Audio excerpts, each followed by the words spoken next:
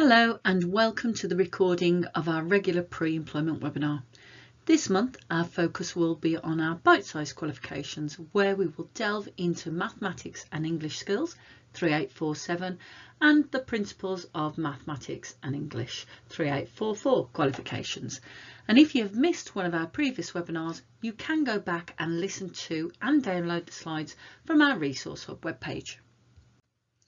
During this webinar, you have myself, Catherine Reid, your technical advisor, providing you with guidance and support across maths, English, employability and ESOL qualifications, and also Amanda Kelly, our industry manager, who manages the portfolio of qualifications, products and services for maths, English, employability and ESOL.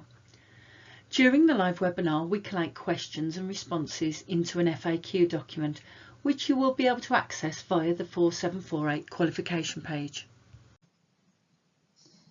There are two groups of qualifications in what we refer to as our bite-sized offer: mathematics skills and English skills, which has the 4-digit Sitting Guilds number of 3847, and the principles of using mathematical techniques, or the principles of using written and spoken English. The 4-digit code for this one is 3844. We'll run through how both of these suites of qualifications are structured, how they're assessed, as well as talking about some of the situations in which they might be used, and we'll briefly touch on the current funding rules in England. Firstly, let's have an overview of what they are.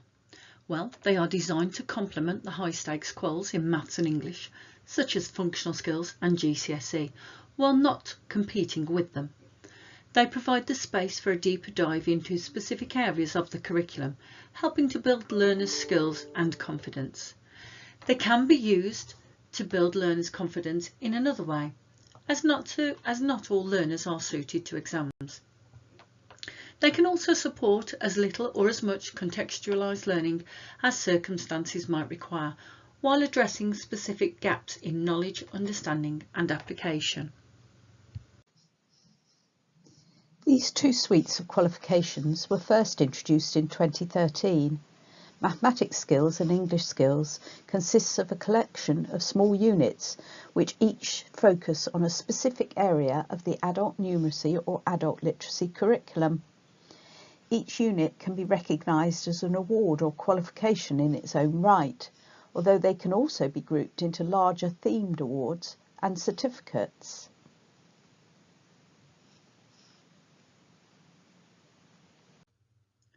So this is the basic structure for 3847. There are 5 levels, entry 1 to level 2, and there are 3 options: individual single units, themed awards and certificate. They are all portfolio assessed, so really flexible and easy to tailor to learners' interests and whatever else they might also be working towards. These are the building blocks for maths. There are 55 units in total. Each one represents an aspect of the adult numeracy standards at either entry 1, entry 2, entry 3, level 1 or level 2. A themed award will group together a group of units under a theme which covers a broader area of the standards, such as number, measure shape or space, or handling data, while a certificate-sized qualification includes the units across all of these topics. And here are the building blocks for English. There are 45 units in total. Again, each represents an aspect of the adult literacy standards at entry 1 through to level 2. For English, it was easier to make these equally sized, which is why you have a nice neat 9 units for each level. Again, there are themed awards. These are in reading, writing and in speaking and listening, as well as a certificate which covers all 3 of these. The units are the building blocks. Each unit can stand on its own. The themed awards and certificates allow these combinations of achievements to be recognised. The certificate is a combination of the units and awards across the whole standard. The assessment pack will provide you with the full requirements and guidance. The Adult Literacy and Numeracy core curricula provides context for all of these units. and all of the outcomes and criteria for these units and qualifications are derived from the adult literacy and numeracy standards. We've included core curriculum references against each of the assessment criteria, so there's a clear line of sight across to these underlying expectations. The logbook documents are not mandatory, but if you are using a paper-based system for logging and tracking evidence, you may find it easier to use these. We've also provided digital versions as editable PDFs in case you are working online or using an e-portfolio. As a result of the recent Department for Education call for evidence for qualifications at Level 2 and below, the consultation response has been published and the DfE have proposed a review of the adult literacy and numeracy standards on which the core curriculum documents are based. And as we know, when functional skills was reformed, the DfE created subject content for functional skills, which saw a movement in skills between levels. To support centres understand the new qualifications, we developed a subject content mapping document for both functional skills maths and functional skills English, but they are also useful here to understand how the topics and skills in English skills and mathematics skills support and work towards functional skills. These can be found on the 4748 qualification webpage. For ease, we have inserted a link on the slide. As these units are assessed through a portfolio of evidence, it's important to plan in opportunities for candidates to meet the criteria, while not forgetting that it is possible to find evidence from other things that they might be doing, making use of relevant contexts. It's important to check the range requirements. Most of the criteria in these units need to be met on at least 2 occasions, so make sure candidates have the opportunity to do this. Evidence may also meet more than one purpose or unit. For example, a piece of free writing might demonstrate both coherent structure and appropriate use of SPAG, as well as indicating that the candidate has read and understood a piece of stimulus material. Location of evidence for each criterion or occasion needs to be clear. Having a reliable and robust system for referencing evidence enables assessors to be consistent in their practice, but also allows internal and external quality assurers to follow and see how the decisions were arrived at. It is the assessor's responsibility to be confident that the work generated is the learner's own work and is authentic. The assessor must be comfortable that they know what the learner is capable of and be able to sign off the evidence, confident that it's representative of the learner's abilities or knowledge. Work packs are an additional resource. These can be used alongside evidence produced or a source of ideas to help build your own evidence gathering activities. To assist with the tracing of meeting criteria from the work packs, there is a tracking grid available to support you.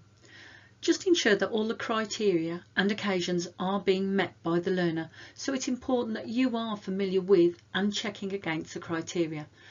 But these can also be a great source of supplement evidence also. Documents are password protected, however anyone with access to our walled garden system will be able to obtain the passwords from the catalogue pages for mathematics and English skills.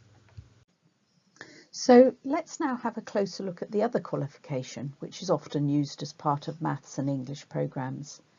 The principal suite of qualifications, its City and Guilds 4-digit code is 3844. This qualification again covers substantive parts of the numeracy and literacy standards, but with a focus on receptive skills, knowledge and understanding. Unlike maths and English skills, there is no portfolio assessment. Instead, learners sit an on-screen test, but unlike functional skills, the marking is fully automated, so provisional results are available instantly.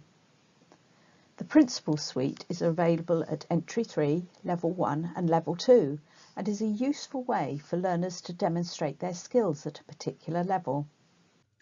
These qualifications enable learners to demonstrate sound knowledge and understanding of maths or English, as well as the confidence and resilience to operate under the pressure of a one-off on-screen test.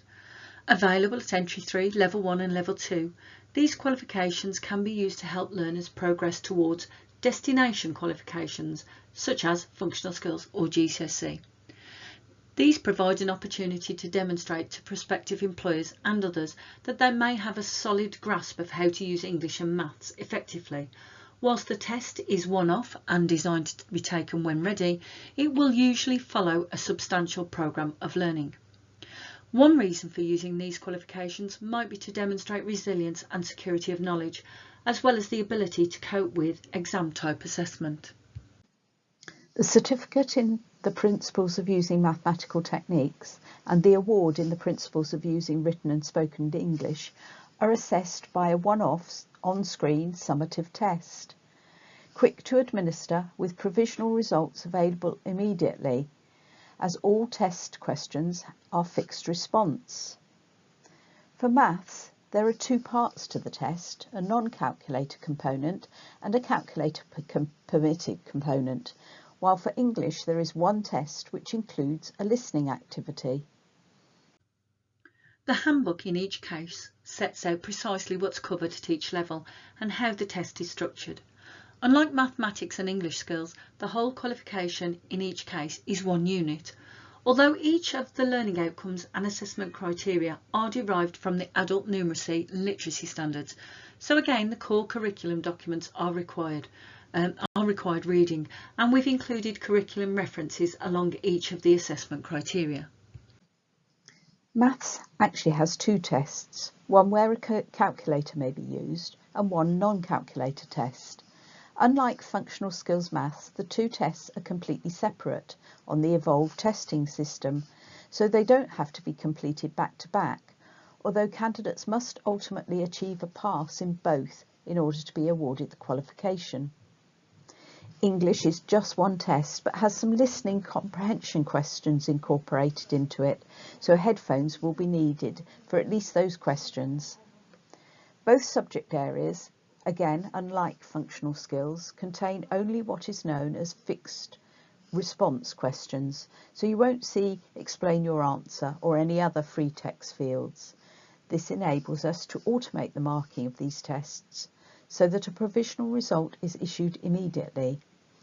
As with most evolved tests, we also issue a score report with feedback against each of the unit outcomes. Just to add also, these are qualifications in their own right, and they can be used as stepping stones to other qualifications such as functional skills or GCSE. These qualifications were never intended to be an alternative or an equivalent to functional skills or GCSE, more of a framework that supports the development of maths and English, which could include supporting learners on a journey towards achieving a high stakes qualification, as mentioned before, such as functional skills. Whilst a portfolio approach for English skills and mathematics skills is useful for SEND learners, they can be useful to a wide range of learners too. So you don't just have to take our word for it, you can see here just how Islington Adult Community Learning used the two qualifications effectively, highlighting how they use principles of English and maths for learners who struggle with functional skills and find that they are useful for second language learners, and also using English and maths skills for short programmes. We set out the funding situation more fully in our Maths and English funding guidance documents, but key points to be aware of are, for study programmes, all of these qualifications are eligible for use within the study programme, since they're included within the Education and Skills Funding Agency's approved for 16 to 18 use list. That was previously known as Section 96. In addition, it is possible to count some of these qualifications directly towards the condition of funding rules that apply to programmes for more than 120 hours duration. This includes, for example, all the entry-level certificates from mathematics skills and English skills, all of the themed awards for English skills, and just over half of the themed awards for mathematics skills. Just to be clear, where an individual qualification does not count directly towards the condition of funding, it doesn't mean that these qualifications cannot be used. In practice, learners on a full-time programme are likely to be on a trajectory towards either functional skills or GCSE, or indeed an ESOL qualification where this is appropriate.